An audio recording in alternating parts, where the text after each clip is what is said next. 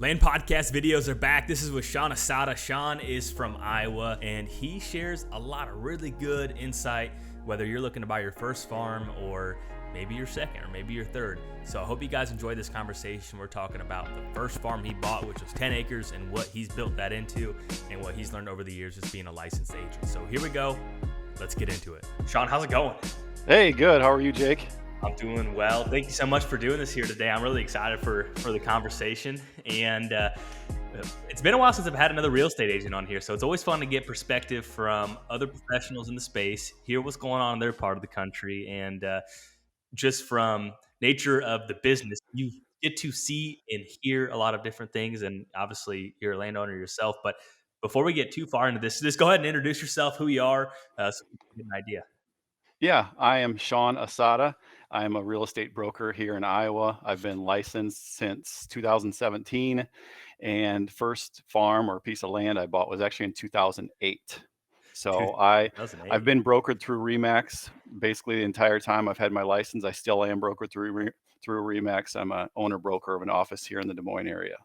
Awesome. Yeah, that's really cool. And so you mentioned you bought your first farm in 2008. Was that, just tell me a little bit about that, because obviously that's something everyone, 2008 is, if you even have a slight inkling of interest in real estate, 2008, that gets brought up all the time for a variety of reasons. So what was that like then when you bought your first piece? The market had went down a little bit at the time. I had a steady job. My wife had a steady job. We were starting to save. And just, I was a lurk, LUR. I was a lurker for many years. It's not like I called on a bunch of properties. Every now and then I drive by one that I liked or something like that, but looked at them online all the time from probably 2004. I graduated from college in 2003, so started looking in 2004 and just looked a lot online. And then one day just Googled, which I'm sure tons of people Google still to this day, land for sale in Iowa. And it was a Saturday, and my wife and I found some land for sale, and we decided, no kids at the time, decided we were going to take a cruise. And one thing I've learned with being married for several years now, since 2005, so quite a while, one thing I've learned is my wife doesn't look. If we go to look, we're going to buy. It doesn't matter if we're looking at a vehicle or groceries, or not like you look at groceries, but furniture. We don't go look at furniture. Go It's buy if it. we're going, yeah, we're buying. And I didn't know that at the time. At the time, no idea we were buying that day. Well, that's crazy. And so I just wanted to ask that real quick, but before we get too far into this, we've talked here a little bit. You kind of have an array of sales experience too over the years. Yeah, I would say a little bit. I've always been, some people call it the gift of gab.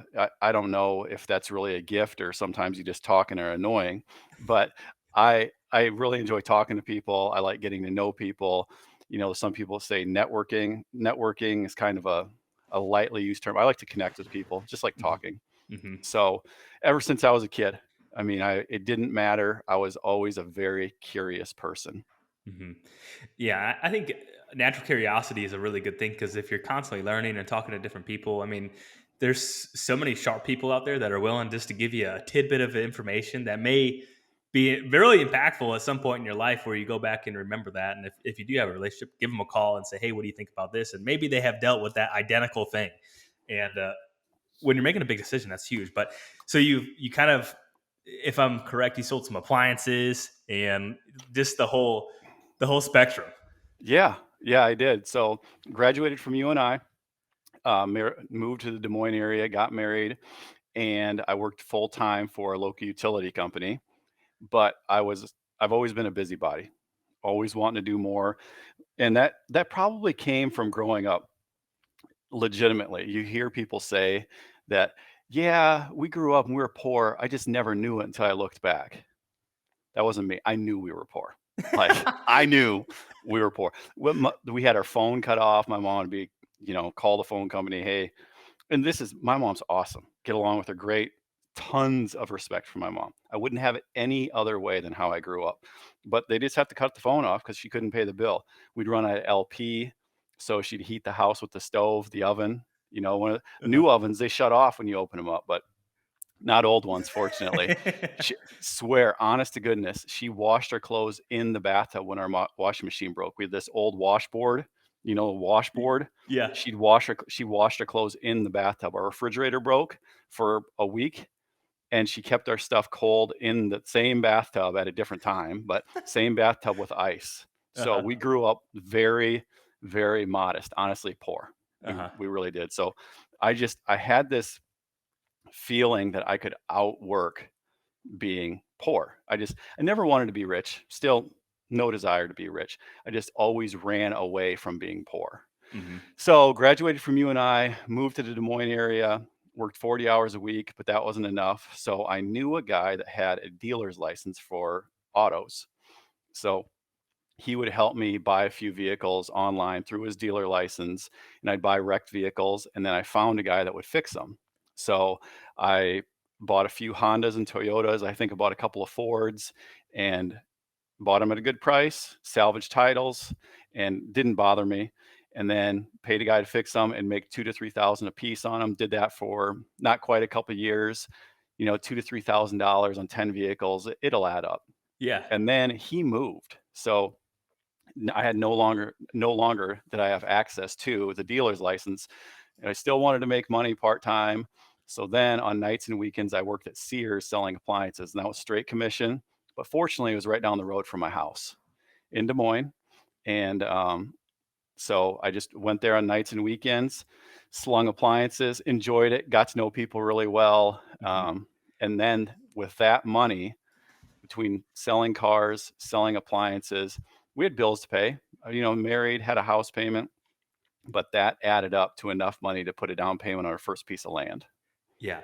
When you were doing all that, was that the goal in the back of your mind that you were saving up for a down payment for a piece of land, or was it just building up a nest egg and, figuring out something out later? Or was it a definitive goal when you were doing it? The definitive goal was to make extra money and save it. My goal was to buy land, unbeknownst to my wife. Got it. I mean, that's fair. That's fair, and I think that's such an important thing because I think for most people that are getting started, you're right. Everyone has bills. Everyone has fixed expenses, and I feel like it's almost human psychology where people, when they make a little bit more money, then they start, they get this additional subscription, or maybe they get this thing that eats up $150 a month. And I really do feel that you almost have to have two streams of income to really kickstart it, especially when you're of that age, to an additional stream of income to nest Yeah, away. absolutely. When it comes to money, it's always one of two things. It's an income thing or it's an outgo thing. Mhm. And you have to cure or you have to address one of the two. And I am not somebody, don't get me wrong, my wife and I are very frugal with our money. We live on a budget, but it's not like I lived like a poor person. We had a house payment, I had a so-so truck, um, we had a boat. We still have a boat. We've had several boats. People Uh-huh. always dog on boat payments. I freaking love boats. Love them. I like loud boats. I like V8s. I like fast cars. I've had a few of those. I love that stuff. But Uh-huh. you have to curtail it and live. Bottom line, you got to live under your means. Yeah. Somehow, some way, save that money. With a lot of the guys that you've helped maybe buy their first farm over the years, is that a similar trait or a pattern you've seen? And I'm talking for the guys that maybe you help buy a piece that are between 25 and 35. Yeah, you know what? A lot of times, what it is they have a mortgage and then they have two vehicle payments because their wife and themselves both have really nice vehicles. And anymore, gosh, a vehicle payment, $500 is nothing. Hmm. You're looking at 7, 8, maybe $900 a month on a vehicle payment. Hmm. So I actually ran the math the other day. A $60,000 truck, the payment on a $60,000 truck for 72 months is pretty much the same as buying a $200,000 piece of land and putting 20% down. Interest rate, comparable interest rate for comparable interest rate. Hmm. A $60,000 truck, same payment as a $200,000 piece of land, which it'll probably get you a 40 acre Yeah. piece. Yeah. Yeah. It's really that simple. And I think people like to make it harder than what it is, but it really is that simple. And there was a stat I read. Texas had the highest average car payment. I want to say it was $1,100 a month. That was the average. The average. Wyoming was another big one. And then A lot of them were like 8 or 900, and so that's the highest it's been in history, obviously. And they they said the reason Texas and Wyoming had the highest was because of big trucks, because all the ranchers and everything out there. So obviously they're going to be higher. But yeah, Yep. you're exactly right. $1,100 can go. That's a pretty nice size farm payment, It and is. and It so is. um, so with that being said, when you had a so-so truck, did you keep that so-so truck when you bought that first piece, or was it? Did you have to cut anything, or was it that that initial nest egg you bought it and then funding, Mm. or I guess just tell me the story. Did you buy cash? Did you end up financing it? Just No, let's just go dive right it into was that. yeah, it was only 10 acres. Uh But huh. you know what? It didn't matter. It was something. It was 10 acres. It was all timber. And believe it or not, the first couple years that we owned it, especially the first year, it was really good hunting. It was Nice. on that little piece, there was probably at least this is crazy talk. You can't even find this. I mean, you can go buy 300 acres and not have this, but on that 10-acre piece that first year, there was one, if not 270-inch plus deer. Oh my So, gosh. so that's wild, right? Did they live there? No. Did they come through during the rut? Get them on camera a couple times? Yeah. Did I see them? One of them, yeah, one of them I saw, and that's ludicrous for anybody to think that that's possible to replicate, but it's just pure luck. Yeah. So that piece we put 20 or 25% down. We paid like $4,500 an acre for it. And at the time, that's that's not cheap. Hmm. Land at the time was probably going for 2,700 to $3,000 an acre, but it was a really small piece. So as bigger buyer pool, price goes up. Hmm. So bought that piece, had a payment on it.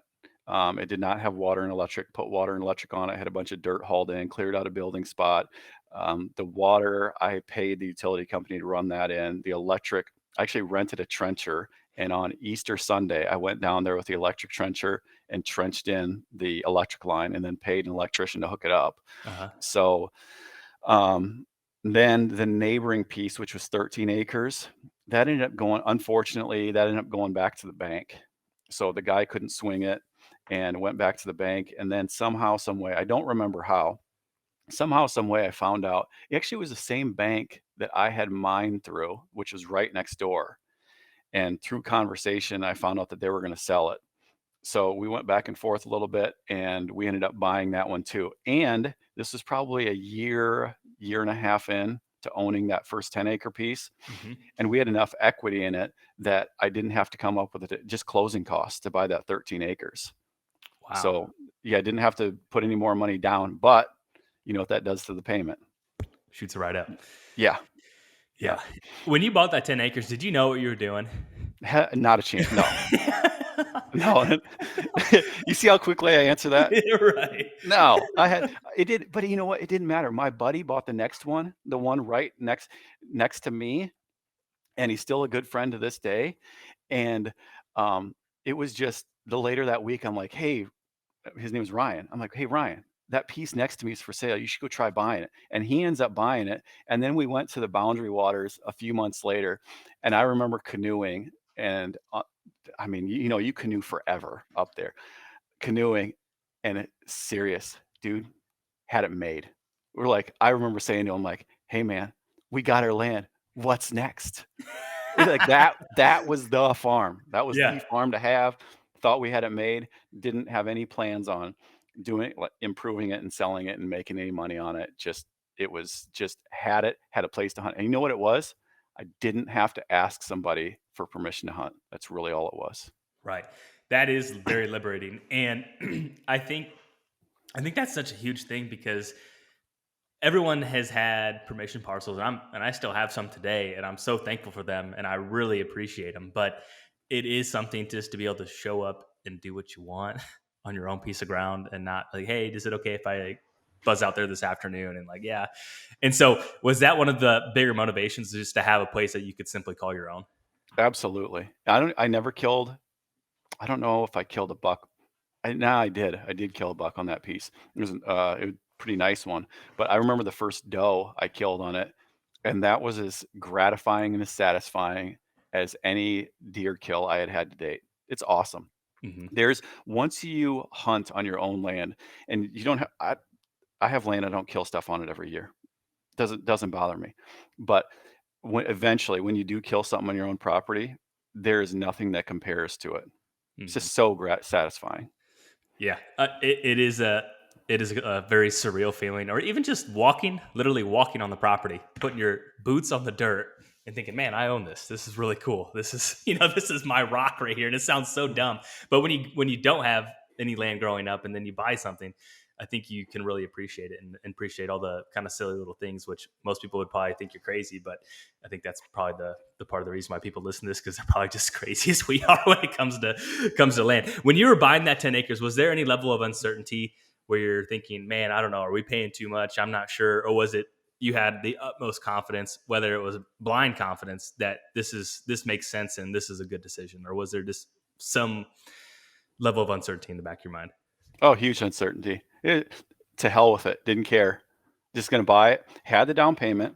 Hmm. Knew we could make the payment. I didn't care what land did. I knew I now owned a piece of land that was eventually, no matter what the market did. I remember thinking at the time, the market is not good, Hmm. but eventually it's gonna not be not good. Hmm. Eventually it's going to be better. Hmm. So even if it go, I remember thinking, even if it goes down, it eventually is going to come back, and it's fine because I don't plan on selling it anyway. Hmm. Didn't end up keeping it as of several farms ago.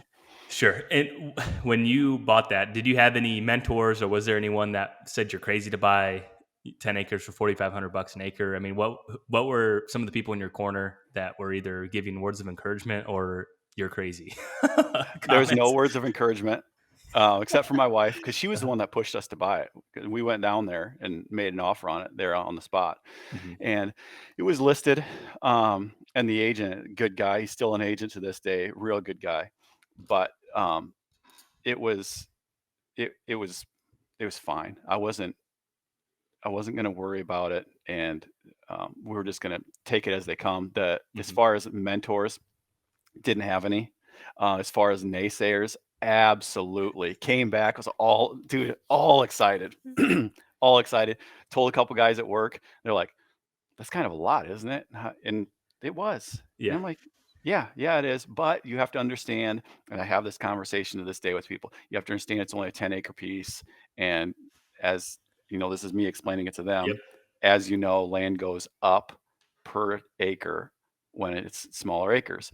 And I can vividly remember the guy to this day that gave me the worst time still doesn't own any land.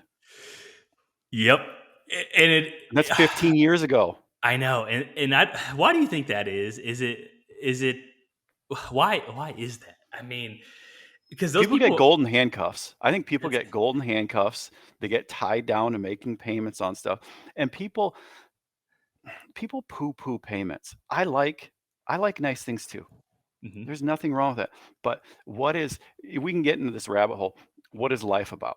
Okay. Life is about creating quality memories. So creating quality memories in one's mind is all up to them. Mhm. So if somebody's quality memories is gambling, which it's probably not, or driving a really, really nice vehicle, their wife driving a really nice vehicle, and then living in a really nice house, and that's all they have, and they entertain people, fantastic. It's all about what you want. Yeah. And so I suppose I just wanted land more than him Mhm. because he's a hunter. He still is a hunter, but who knows if I'm happier than him? I don't know. I think I probably am. That's fair. Yeah, I think that's fair. It's the thought of. I mean, everyone has different hobbies and everything else too, and I think we were talking before. It's like sometimes I think people would need to have permission to actually buy something. Like they're asking different people, and then it is kind of a obscure thing that people don't really think about. Like, why would you want to buy? I mean, even I talk with clients too, and if they think a piece of recreational ground is, why would anyone ever buy that? It's not tillable. There's going to be no return, Yeah. and sometimes you take the time to explain it, and then sometimes you're just like, yeah, I don't know. And, Yeah. Whether I like it or not, it doesn't matter. There is a trend. If you look back in history, you can look at hunting, and it was kind of viewed as even in my lifetime, I'm 42 years old, is kind of viewed as a poor man's sport, hillbilly sport. Hmm. Yeah. Well, gosh, in the past 10 years, people could claim it's become a rich man's game, and I wouldn't necessarily argue with them. You don't have to have much money to hunt, Hmm. but it sure helps. So we're moving to, in my opinion, in our lifetime, we will see a European model of hunting. You go to Europe, rich people hunt. Hmm. Poor people don't hunt. We're moving in that direction. Do you think that's a good thing or a bad thing long term? It's unfortunate. Yeah. It's unfortunate, but um, I don't know what there is to stop it. There's way more people out there than me. I'm a drop in an ocean, Hmm. and I can't control the tidal wave. So it's unfortunate. It's a bummer. And a rising tide raises all ships. So values are going up. It does help people that own land, but I never looked at, man, that guy is really rich. I want all of his stuff. I'd always see somebody as, man, that guy has a lot. How did he do it? Hmm. And that's such an excellent perspective because I think, and this is me speaking thinking out loud, but I think a lot of times when people look at things at face value, they think like, man, he must have got lucky or he must have had this unfair advantage. And more times than not, it's just they worked really hard for a really long time, like decades. And, Absolutely. and people forget the decades of the struggle and them prioritizing different things and making it happen. And I think that's in so many different facets of life. And that's something that I've really noticed over the last 5, 6 years. And so with that being said, with access getting harder, um, there's movements where people kind of poo poo public land where it gets attention, and so do you think that trend itself will continue to force appreciation with land because will probably someone that really wants to hunt and maybe they lose access or maybe they're sick of paying for a lease, those people end up buying ground because they just, to your point, they just want something that is their own. Do you think that trend is a big driving force in recreational markets for a continued or sustained period of time? This is just your gut feeling. I do. I do. Um, there's it's a finite. Everybody talks about it. There's a finite amount of it, and to this day, I've never leased land, and it's crazy. I have plenty of real estate payments. Okay, like several thousand a month. I pay Hmm. towards real estate payments, but for some reason, I have not gotten myself to date to lease land. And then Hmm. I'm not saying there's any problems with it. I just find it so difficult to do.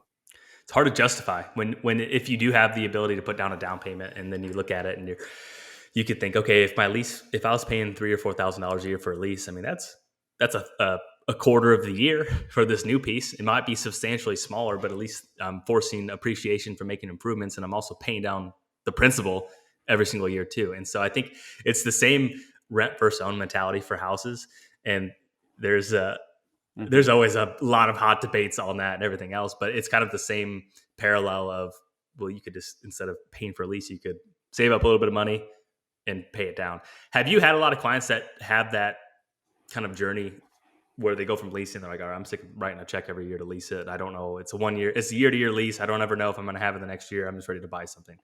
I would have to Well, assume that happens. yeah, it does happen. And people that lease tend to continue to lease, and they tend to scrounge up enough money to buy. A lot, not always. I would say a third of first-time buyers are doing it with a partner. Hmm. There's nothing wrong with that. I bought a couple pieces with partners and got along great. To me, as long as expectations are the key to life Hmm. with anything.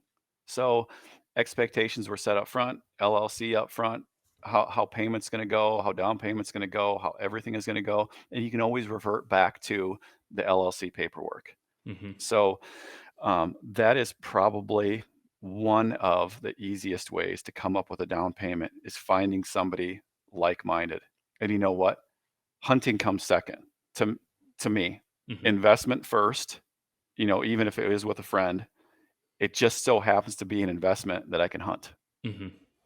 So you think expectations and using an LLC is kind of the core principles of buying something with a partner. Are there any other key pieces of advice as well, because we've all heard this horror stories of failed, let's call it partnerships, and I'm sure you've sold some of those over the years too, where they just don't get along anymore. So, is there any additional piece of advice you could give someone in terms of, because this is the hard thing too. It's, for example, they buy a piece and then one has a kid and then like the other one has a kid and then like the families continue to grow, and then it's I just, it's tough. In a perfect world, if you could find the perfect partner, it makes complete sense. But what are some key pieces of advice that you could provide beyond expectations? Because it's easy to say, but there's always all these different, it's still a relationship at the end of the day, and you bought it. If you put the money down, like you're probably friends with them, and that's obviously really important. So I guess, what insight can you provide? Communication's key. And if you can just see how somebody is hardwired. You can see money doesn't change people, it reveals people. And so if you could hand that person $1 million in cash, I don't have $1 million in cash, but if you could hand that person $1 million in cash and you could trust them that in 10 years, not a penny would be taken from it, that might be one indicator that you could be a partner with them. Hmm.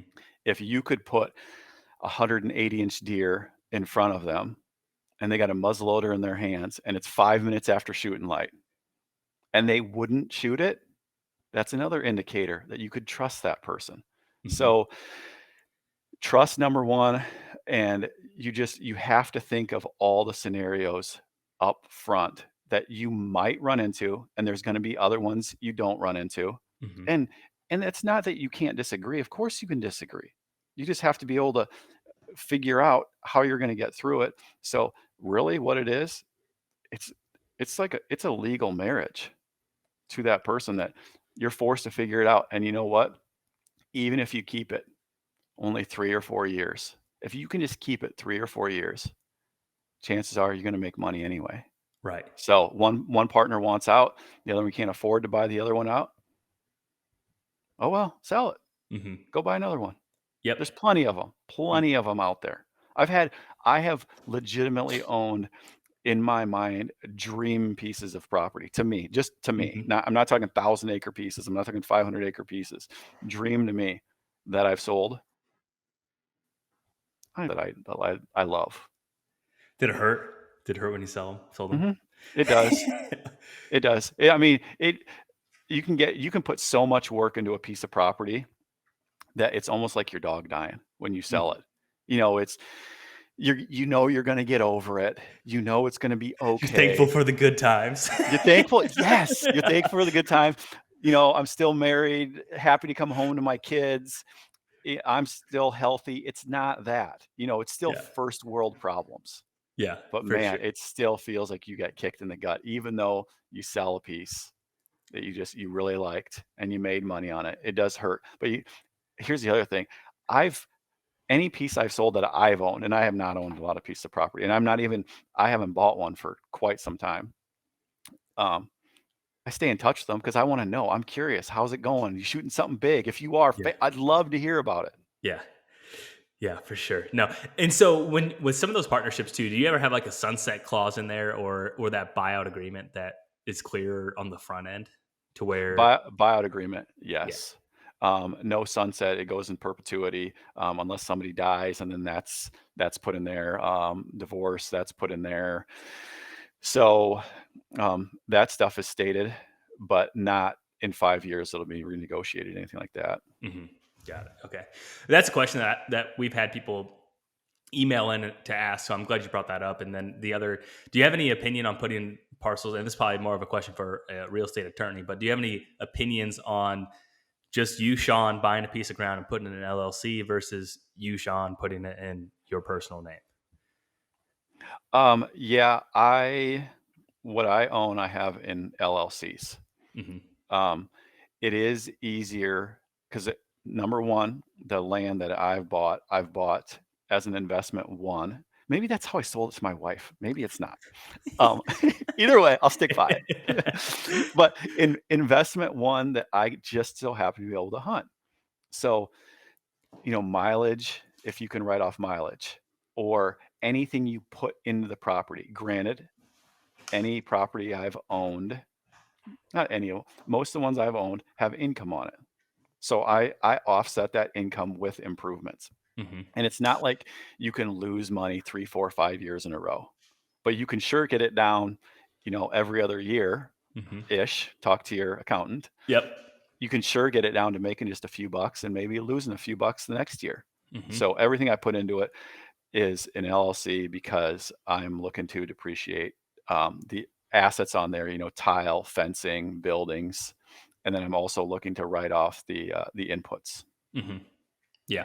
Okay. Well, that makes perfect sense. And so you circling back here, you bought the 10 acres. You ended up buying the 13 acres, basically through a was that pre foreclosure or actual foreclosure? I think it was short sale, so Okay. the bank it was just released back to the bank. Okay. And so you ended up buying the 10 and the 13. So now you're 23 acres in. You're living high on the hog, and you think you have life figured out.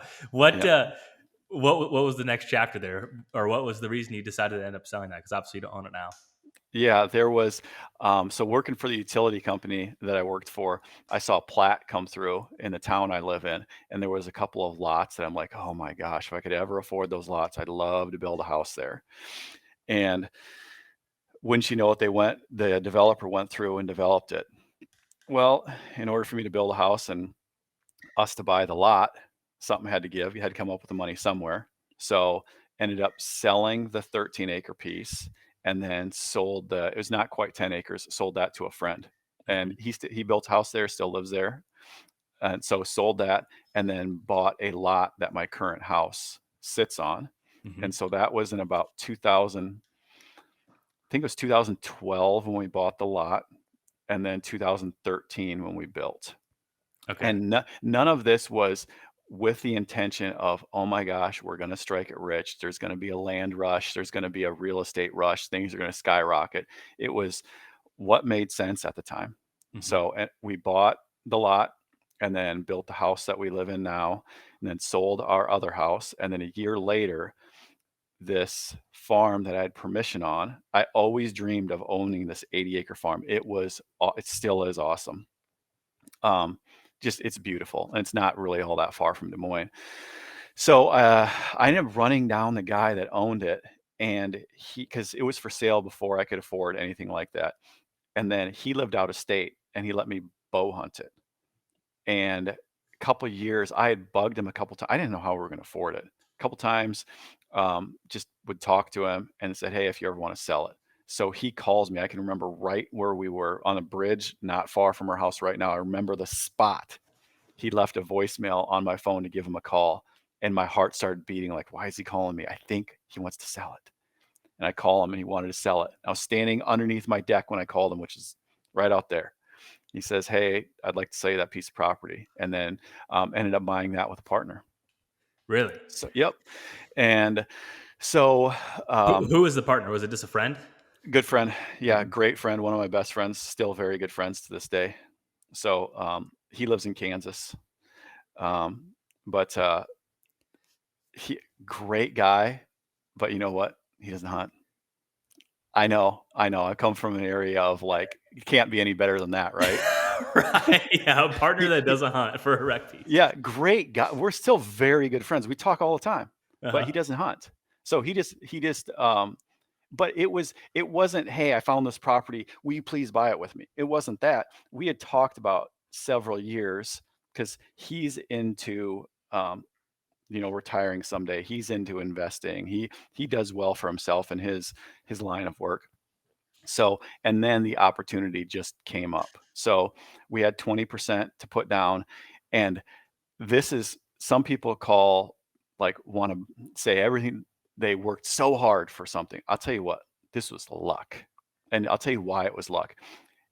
At the time, the financing outfit that we financed it with would give you um, would do an appraisal, and then appraisals now you have to put down X percent, say 20 or 30% of either the purchase price or the appraised price, whichever is lower. Mm. At the time, if the appraised price came in higher than the purchase price, you could use that as your equity, part of the equity. So we ended up buying it for this. It Hmm. appraised for this. So we automatically had this right here of equity for Yeah. part of the down payment. Oh my I gosh. was how now that's luck. Yeah. So then we only had to come up with, oh, I don't know what it was, like 20,000 each, something like Mhm. that, Mhm. and put that down. And then um, I ended up, you know, put a couple food plots on it. It's an awesome piece of property. I still know the guy that owns part of it. It got split up in two halves now, but um, then found this other one that I wanted to buy. And I called my farmer, said, "Hey, I found this piece that I'd like to buy. What would you rent the open ground for?"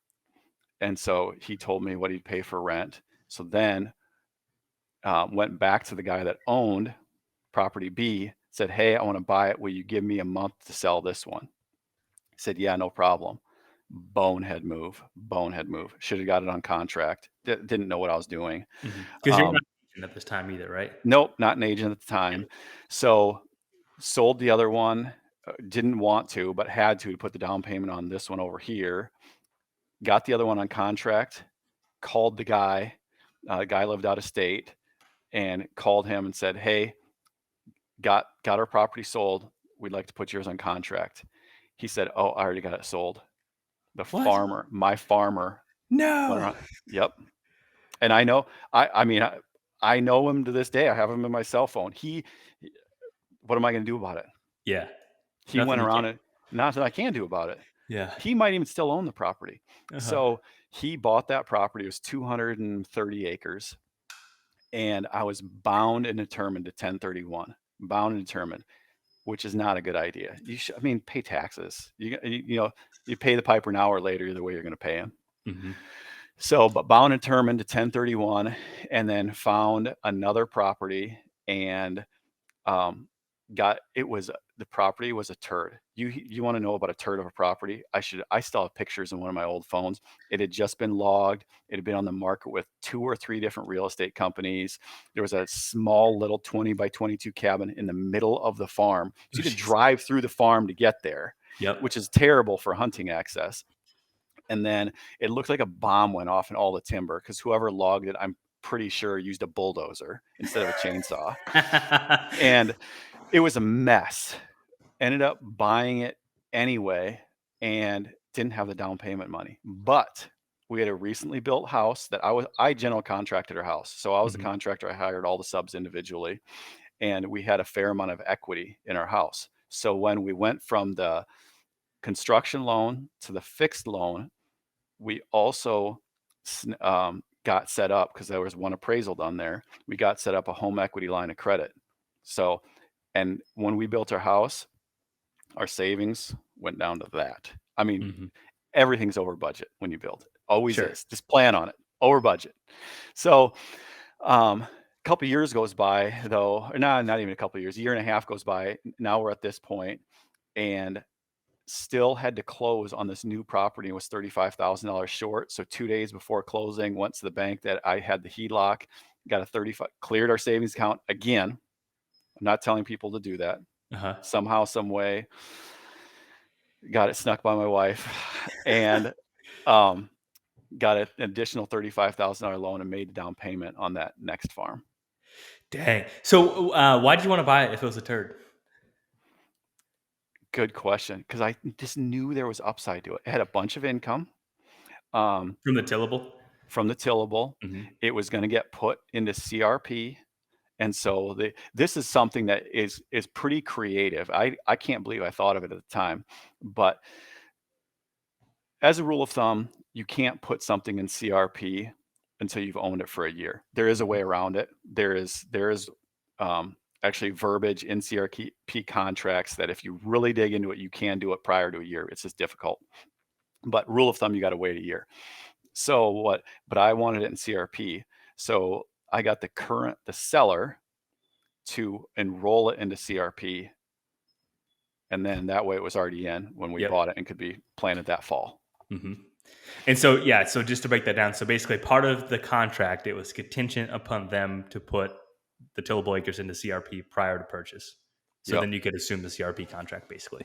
Yep. And at the time, CRP, the FSA, NRCS was very, very excited to enroll a lot into CRP, so there was incentives on doing it. Hmm. Yeah. And so I don't know how complicated it is. I'm sure someone's wondering, well, how can you put CRP um, under contract before owning it for a full year? Is it, do you have to write a letter, make a case, You do. beg You and have to make a plead? case. You have to show that there's a need for it. I was told that by somebody. I'm like, there's no way. There's just no way. And it is not in the pan like, you can go to your local FSA office, NRCS office, and you can grab different, programs. You can grab the sheets for different Yeah, a little programs, fact and sheet. it'll tell you. Yep. Yeah, and it'll Yep. tell you everything about those programs, Forbes, what it's meant for, if you can allow wildlife food areas, which is gonna be food plots, but it's not in that. It's actually in the legal, The farm bill, basically. code. It's in the Farm Bill. Yep, Okay. and so I read into it, and you have to show a need, and then somehow, some way, you have to prove that you didn't buy it to put it in CRP. So then that's why whenever you go to your NRCS office, you're always nice to them. You don't tell them what to do, you ask them what you should do. Yeah. Well, I mean, that's a key thing. I think people get frustrated for sometimes, and they're just doing their job and their resources. So I think it's always good to ask them questions. And most times, you get someone that's excited about their job, they're happy to tell you. So I think that's very very key because I know there's just my wife works at the FSA office, so I Oh, hear really? Oh, yeah. yeah. So be nice to them. Yeah, but a lot of them, crazy thing, a lot of them don't know that it can be enrolled prior to a year. Now, that was back in 2014, 15. There was a new farm bill signed in 2017, Mhm. And so supposedly maybe a they. new one coming here. Some keeps getting pushed back, I think, but there's another one coming Yep, here too. right. Yeah, so maybe they took that verbiage out, but honestly, it's probably not even worth it to mess with. Yeah. But if you can get somebody to enroll it in CRP prior to buying it, that's the easiest way of doing it. Yeah, that's such a key tip for sure. Absolutely. And so it was a turd of a farm, but you were able to get it enrolled into CRP, and then there there's every now and then I get a listing or I walk a farm that was this logged heavily, and a lot of people just instantly get turned away. Instantly, Mhm. they're just Yeah. no, nah, I'm not interested. Hard rule, hard line in the sand. What what was your perspective on that too? So obviously you were open to it um, Yeah. from the income, but with it looking ugly, did you look at that as beauty, as a bunch of No. new growth, or was it No, just I remember looking at it and saying, texting back the agent that had it listed and said, "I've never seen a farm so ugly in my life." I have that might be verbatim what I uh text him.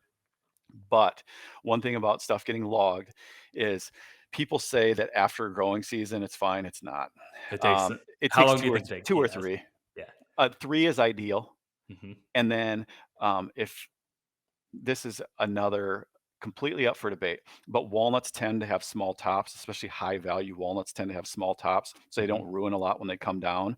But um, cottonwoods, sycamores, oaks, Yep. bur oaks, they have huge tops. So when they come down, they tear a lot with them. Hmm. So you have to be cognizant of that. And so 2 or 3 years, sometimes two if you get a bunch of rain, but you can just plan on 3 years and then really not being able to. It doesn't look like a bomb went off. You gonna be able to Hmm. tell? Yeah, you'll be able to tell. Is it super ugly and awful? No, it's not too bad. Hmm. And so, how long did you own that farm? 5 years. Own 5 years. own that for 5 years, and then um, there's nothing wrong with honesty, right? So I wanted to get rid. I wanted to leave. By this time, was a real estate agent. Got my Hmm. real estate license in 2017, and wanted to leave my full time job, and which I don't. I'm a full time real estate agent, owner, broker of an office. So, but I wanted to leave that at the time, and the easiest way to leave that was to capitalize on the investment that was there and put some money back in my pocket. Hmm. So you sold it, put the money in your pocket, paid the taxes on it. But Did. so you didn't 1031 it. Everyone's brainwashed right now with 1031. I think. I think so too. That's a great way of putting. I think people like talking about it. Yeah. Plus, it's just another feather in someone's hat to go and chit chat about how they 1031. It's not a big deal. I Uh-huh. mean, there's certain a rule of thumb, right? And everybody has to figure out it's going to be their own rule of thumb. But if depending on your income, because there is a difference in capital gains. So if you make over, it was $550,000 ish, somewhere in there. If you made over that amount, the amount of capital gains went up. So if you make under that, it was 15%. If you made over that, it was 20%. Hmm. And then you do have to pay state income tax as well, capital gains income tax. But someone just has to figure out, is paying another $25,000, is that going to make me pursue a property I shouldn't really buy? Right. Yeah, because you feel the pressure. Because Dude, there's tons of pressure. yeah. But you know what? This is what I tell people. Should I 1031? This is what people will ask me. Should I 1031? And I can say to them, well, let's just be really candid about it. How much are you going to make on the property? How much do you think you're going to make? And then we'll do the math. And then if I think they should, this is what I'll say. You can call a couple of companies, call this one, or this one. Set it up. If you don't 1031, you're out $700 to $900. Hmm. If you do 1031, great, it's already set up. But you have to remember, you must, there's no way around it. You must set it up prior, because you cannot have access to that money. Hmm. So that's what I'll use. If I think someone should 1031, I'll just tell them to set it up and then be prepared to lose $700 to $900, because then it's an additional, $500 to $700 to go through with it. Hmm. Yeah, I think that's key. And so you ended up what made you want to get your real estate license? Was it dealing with real estate agents saying, "Man, I could do this," or what? Yeah, What was I was okay. So more balls than brains. Always been that way. I love adrenaline. Okay, like I said, fast cars, motorcycles, plate in my arm from wrecking a snowmobile in Wyoming. I love challenges. So I just decided I'm gonna get my real estate license. And I talked to my wife, and she said, "Yeah, you should try it." So got my real estate license. It started out just making some extra money, and it took off. And it is a lot of hard work. There's If there's an easy way to make money, Jake, tell me. I'd love to hear it. I haven't I'm all figured it out. ears, man. I Because haven't figured it out yet okay, either. if you do, I encourage you to pursue it. Uh-huh. But so I wanted to try it. I've always really enjoyed real estate. I wanted to get my real estate license back when I was in college in Cedar Falls at Mhm. UNI, and I never did it. Continued with college and graduated from there. So I kind of had a seed in my head that I wanted to get it at some point, and Mhm. the opportunity came up and got my license. And I mean, everybody wants to claim how hard they work, and I'm not going to claim that I outwork everybody and I'm the hardest worker in every single room, but many, many, many nights and weekends working full time, and my wife would vouch to it 100%. I'd be up at 6 o'clock. I'd have to go to work at 8 to 4:30 was that job. And it was a Mhm. very stable job, great place to work. Be up at 6 on my computer working, many times over lunch, or on my phone, because you can do a lot from a smartphone. Mhm. And then in the evenings, come home, do the family thing. Kids go to bed at that time. No one's to bed at 8, and I'd be up until 10:30. Hop in the shower at 11, go to bed, sleep real quick, and then get back up. And then not Saturdays and Sundays. I tried to always take one of those days off, but sometimes Saturdays and Sundays. So I would say when I was working full time, I averaged probably 65 to 70 hours a week for years on end. Mhm. So yeah, you just got lucky. That's right. Yes, I got very, very lucky. And look how lucky I've Yeah.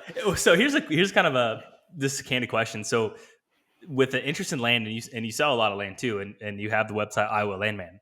Is that right? Is that the Mhm. exact domain? And Yep, so, iolandman.com. Yep. but you work with Remax. Yeah. So Yep. So it's a I'm trade name. So uh, it's so, it's a registered trade name. Um, but yeah, Remax is my broker. uh Yep. how'd you? And this is more real estate. So how'd you decide to go with them? I don't you know what? I took my real estate classes with a guy by the name of Bill Jennings. He is awesome, very good friend to this day. He's a 50/50 partner in my office that I own. Hmm. And he's been a real estate instructor for a long time. He's been in real estate 25 years. He farms. He's been a broker for 15, 16 years. So one of my classes I took with him, and we just happened to go out to lunch one day, and we became friends. So then when I got my license, right after I got my license, like maybe I don't know, a couple months into it, I wanted to go and be brokered through him. And so some things came together, and then I went to him like, I have this idea. I just want to start this name. What do you think of it? He goes, I love the name. Try it out. See if it works. Yeah, that's cool. Yeah, because I think a lot of times aspiring agents, and I know there's been agents that or people that listen to this podcast and were inspired and went and got the real estate license, and now that's what they do full time, which is really cool to know that this played a small part in that. But I think a lot of times people think that you have to go with, one of the 3 or 4 major land brokers, but Yeah, obviously you still you find. can. You can. You know what? There, I can think of a major land broker out there that if I were to die, I would say, I need to write it down somewhere so my wife knows that if I were to die, I'd say, hey, Hire call that guy. so and so, have him list the farms. Yep, Hmm. because he needs to go sell it. There's some good dudes out there that are real estate agents. You know what? There's some bad apples in anything, and I Hmm. I completely understand where people might get a bad taste in their mouth, but that's in any profession, right? Absolutely, yeah. I couldn't agree more. So you ended up selling that farm. You got your real estate license, and then what was when was the next farm that you bought? Had it what it was it a few years as you were building your real estate business, or was it shortly after? Um, so sold that one, and then in a matter of not too long, ended up leaving my full time job. But before then, I went a hunting season without owning land. Oh boy. And so I had this nest egg of money. And again, I'll revert back to it. What do we want in life? We don't enjoy it. We want to create positive memories. So for some reason, I had in my mind that if I have this chunk of money, that'll fill the void of not owning land. And I was not happy that hunting season. I did have a friend. He let me, I still have permission pieces that I hunt. He let me hunt a piece of property he bought, and I'm very grateful for that. But it was just, there was this void. Hmm. And so I decided, man, I have got to go buy some more land, and had a good year in real estate. So saved up more money, had that money from selling, and then paid a boatload in taxes that year due to the fact that had a good year in real estate, and also selling that property, and then went out and bought a couple more. Hmm. So um, there was another one in there that I had bought and sold. That one, it was listed with an agent up north of Des Moines, and I did have my real estate license. And then he called me, and he's like, he sells mostly houses. He called me. He's like, "Hey, I got this property. Have any interest in? Know of anybody that's interested in it?" And I ran it by a couple of guys, and it was in an unknown area. It wasn't in southern Iowa. Hmm. It was in an unknown area, and so I just ran it by a couple of guys. They didn't want to buy it. I'm like, man, it looks really cool. I'm gonna go look at it. Went out and looked at it, and then ended up buying that one. Hmm. And that was pure luck too. That was honestly, it was because he just called me. He's like, hey, you want to buy it? And I'm like, talk to my wife, and she's like, whatever. You better not make us go broke. Your wife sounds like a trooper here. I'm the trooper. I'm the Okay, one all that's right. married to her. That's funny. And so you ended up you walked it, you liked it, I and did. And here's the craziest. This is a crazy story. This will never happen again in my life. Signed on it that day, and a guy walks in with a post-it note. Said, "Hey, this property you're buying, this other guy called on it a couple days ago, wants to buy it." And I'm like, "Okay." So the next day I called him, and I was like, "Hey, my name's Sean. Bought that." This was several years ago. No, this is probably 5 years ago. I bought that farm. Just want to let you know I bought it. He's like, would you sell it? And I'm like, I'm not really interested in selling it. I just bought it. But it was an area I had no clue about. It was just cool. It was close to a river. There's a bunch of rocks, and there's a buried crop field in the back that was really hard to get to. It was really tough to walk. It was a very, very rocky area, mhm, but it was just a really neat property. And he's like, well, would you give me a call back and think about it and give me a call back in a couple days? So I called him back, and I was like, yeah, I suppose I'll sell it. He's like, okay, what do you want for it? And it was like 76 acres. And this is, I mean, it's not like it was a ton of money, especially after you pay taxes on it. Mhm. And I'm like, you give me $40,000 over what I paid, and then we end up settling like I don't know, like 39 or something. He wanted $1,000 for something. I don't remember what Uh-huh. it was. Clean up the driveway or something. I'm like, yeah, sounds good. And he's still like looking back on it. Oh my gosh, did I leave money on the table? But I didn't. It's not like I did a bunch to it. And in hindsight, I wish I could have that property back for what he paid me for it. Mhm. Not even what I paid for it, for what Yeah. he paid me for it. I'd love to have that property back. And so when you said you left money on the table, was it just the location that ended up making it great, or was it just why do you think you left money on the table there? Um, because I felt bad about making money on something I didn't do anything to. Uh-huh. That's really why. I know I could have sold it for I probably could have made 80,000 on it. Mhm. But for some reason, I don't know what it was. I just felt bad about not doing anything to it. And this guy wanting to buy it from me. And plus, he called on it before I even closed on it. And so him and I still text. He bought it. Mhm. He bought it with a partner. Interesting. And actually, I texted his partner. His partner is easier to get a hold of, um, and so that's probably why I let. I just I don't know why it would weigh on my conscience. I mean, market value is market value, right? Yeah. Yeah. Yeah. Interesting. And so this, I kind of wanted this transition because I think you've you started in 2008, so that was obviously a clear market cycle, and then we've seen, everyone kind of knows what's happened the last couple of years with land. What is your gut check right now with current market for anyone that's listening that is a buyer sitting in the weeds? And I ask this question to just about everyone because it's always Mhm. interesting to hear everyone's perspective. Everyone has usually, honestly, it's a common theme with what they say, but I want to hear what you have to say. I'm gonna guess I'm gonna go against the grain Okay. on this one. When everybody's walking, you run. When everybody's running, you walk. Hmm. And um, I tend to march the beat of my own drum. If you like it, buy it. If you got the down payment and you like it, buy it. Hmm. There is the United States has been around for 247 years, 1776, 2023. Yeah, 247 years. There's never, not once, ever been a 10-year time frame in US history where land has not beat its previous peak. No Hmm. matter what, there will be, mark my words, there will be a day in who knows if it's going to be in 3 years, 5 years, 10 years. It'll be under 10 years, but there will be a day where we wish we could buy land for what it is selling for today.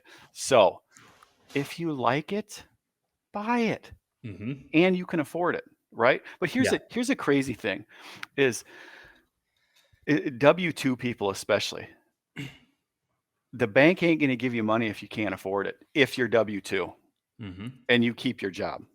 Okay. Now Hmm. everybody has a certain stability in their job. Stability in a job tends to also relate to income. A lower steady income, a lower income tends to be more steady. Hmm. Government jobs, right? Hmm. School jobs, those tend to be more steady. Those are very, very stable jobs. If you got a two household person where you've got very stable jobs, bank ain't going to give you money if you can't afford it. Now, business owners completely different Hmm. because including me, you, right? Our money can go like this. Oh yeah. So you got to be able to weather storms. And I've been in tight situations, and I'm not this guy that's got a bunch sitting flush with cash. If I got into a serious pinch, I'd have to sell one of my farms. Would I Hmm. make money on it? Probably. Would I Yeah. get all my down payment money back and then some? Yeah. Yeah. So what's the downside? I mean, that's what I'm hearing. If you can afford it and if it's what you want and you Yeah. can weather a storm, then yeah. There's That no perfect property either. There is no per there's I can think of guys that are great people, great friends that have been talking about buying land for 15 years, some of them 5, some of them 10, some of them Mhm. 15. Been talking about buying land and now they can't even afford it because it's went so high. Mhm. Just buy less. It's gonna go up in value. If 247 years of history is not enough, then it's not enough. You're never gonna buy land. Right. Yeah, I think that's so. What about, I mean, what about the interest? Because that's okay. So I'm playing. I got my buyer's hat on right now. I'm saying, well, Sean, yeah. I mean, 2 years ago, interest rates were 4%. Now they want me to Mhm. pay 8 or 9%. How I can afford half of what I could have 2 years ago. Is it still a good time to buy? By half. There you go. Here's okay. So really, really, if you really, I'm sounding a little sarcastic here, but um, if you can pull off the down payment. So I generally work with land. Now I sell houses too, because I Hmm. just told you I'm broker through Remax. So I sell houses. Honestly, I think that market is easier to crack into as a real estate agent than it is land. I think land is Hmm. very difficult to get into. But if one of the lenders, if you can put 10% down, you can amortize it for 10 years. 15% down, 15, 20, 20, 25, 25.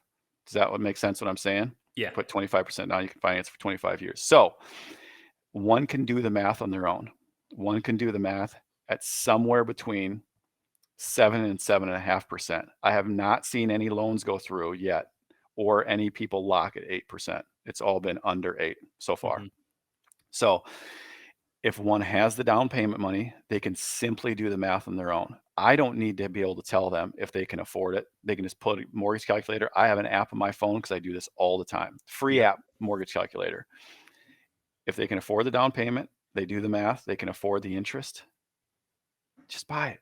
It's not Hmm. going to go, the land is not going to go anywhere. It's not going to disappear. It's not like you bought Anheuser-Busch stock and you're going to lose a bunch of money. Or let's say, you know what, a tech stock, Hmm. and then the money is literally gone and you have no asset Hmm. anymore. It's a hard asset. It's so much more stable too. I mean, it is a much more stable investment as well. And beyond that, I think the core pillars you get to haunt it too. If you're You listening to do. this, that's a big part of it, and I think that's the big motivator for most And you people. can force equity. You can Absolutely. force equity by improving. And one of the big things is trail cam pictures. So many trail cam pictures as a real estate agent. Those are some of my favorite things. And people, and you know what they do? They pull it up on their computer and they take a picture Oh with their yeah. phone. And it's like, dang it. Fine. It'll work. Fine. But dang it. Trail cam pictures and improvements will make a property's value go up like none other. Hmm. Yeah. So buy your Exodus trail cameras. Absolutely. Get those crispy photos.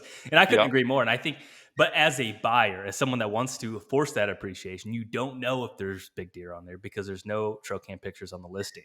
Do You you hit on a see that? great point. Do you think that's an advantage, or maybe there's not trail cam pictures on it because there's no big deer? Doesn't matter. You know what people want?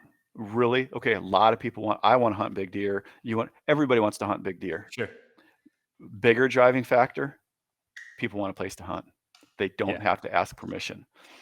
I I'm disappointed if I don't get big deer on a farm. Does it make me want to sell it? Nah.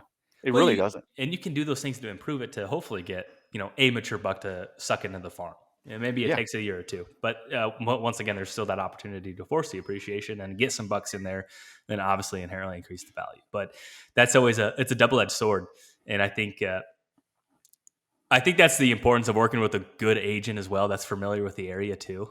And It so is. when I call you up and I'm, hey, there's no deer pictures on this. Is it because it sucks because it's in a bad area, or is it just because the other agent didn't ask for them or they don't have them? And that's Yeah. usually depending on what part I'm calling you about, I feel like you'd be able to say, no, this is a good area, or the neighbors are neighbors are pretty hard on them through here. Right. But it's gotten so much better in the past, half a dozen to a dozen years on neighbors and not crossing borders, Hmm. because everybody has trail cameras now and they should be Exodus. But everybody has trail cameras now, so that's really helped. Hmm. But um, really, people just want a place to hunt. Now, I encourage people to not go and just hunt and kill stuff, right? You do what you can for the habitat, do what you can for the wildlife to improve it and leave it better than what you bought it. Hmm. Yeah, be net positive with the land you're on. Right. Leave it better than what you found. So, is there any key mistakes you've made along the way in your years that you want to tell someone? And this kind of, I always call it flattening the learning curve. Do you want to flatten the learning curve from any mistakes that you've made over the years to? help someone. Maybe you help me. Yeah. Again, I'm not in the buying and selling mode right now. As an agent, you kind of know as an agent, you're really going to pull back from turning farms, Hmm. right? You're going to focus on helping people buy and sell. And the farms I own now, legitimately, honest to goodness, I swear to you with full confidence that paid market value for them. It doesn't Hmm. bother me to pay market value for something, but one of the biggest mistakes that I've made is it's crazy. I have lost way more money not buying land than I have made buying land because of paralysis of analysis. Mm. So There's just no such thing as a perfect farm. People are like, you can have great access, or you can have excellent seclusion, but you can't have both mm, because roads give you access, right? hmm. But if your farm is like this, and here's your road, and it just touches right here, amazing seclusion. And then you got a buyer. Access is garbage. Well, okay. There's Yeah. you take So what would what you you rather can have? get. What would you rather have? Amazing access Access. to, okay. Just I don't mind a bunch of road frontage, but uh-huh. you know what? I got a farm that's got a pile of road frontage. Love it. I got a farm that's on a maintenance B road. Access is garbage. Love it. Hmm. I don't care. Yeah. I like the farms. Hmm. So there's no such thing as a perfect farm. I have been, you have too. I mean this. I'd be remiss if I didn't say this, but I've been on thousands and thousands and thousands and thousands of acres. Probably sold $100 million worth of land in the last 3 years. Pretty close to that. Hmm. Never seen a perfect farm. Yeah. They don't exist. Just if you like it, buy it. And realize this too. The worst thing about the farm, try to find out what that is too, because chances are that is what the next person is going to think the Hmm. worst thing is too. Hmm. So can you address the worst thing? If you can't, can you live with it? Yeah. And if is there anything you can do to change it? Hmm. And sometimes you straight up can't do anything about it. And you just have to live with it. But again, because it's not perfect. Yeah.